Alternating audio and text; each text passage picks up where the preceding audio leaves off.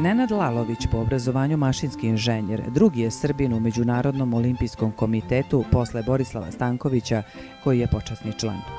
U najuglednije sportsko telo na svetu izabran je 2015. godine kao predsjednik Svetske rvačke federacije.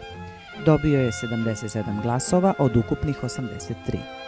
Moj izbor u članstvo MOKA je značajan, jer će se tako čuti srpski glas, izjavio je nakon glasanja. Svojevremeno ga je pohvalio sam predsjednik Međunarodnog olimpijskog komiteta Švajcarac Jacques Rogge, rekavši da je izvanredan sportski lider. Nenad Lalović je na izvestan način nastavio započeto delo drugog Srbina, Milana Ercegana, koji je ranije predvodio Svetsku rvačku organizaciju.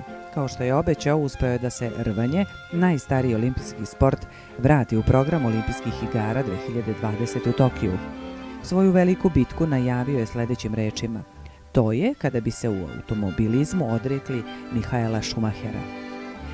Međunarodna rvačka federacija imenovala ga je 2014. za 7. po redu predsjednika i to do 2020. godine. Pre toga bio je prvi čovek Srpske rvačke federacije učinivši mnogo na oživljavanju ovog sporta, naročito posle raspada SFRJ.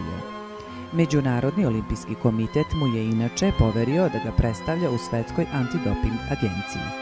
Počasni je doktor nauka Univerziteta Taškenent, Uzbekistan.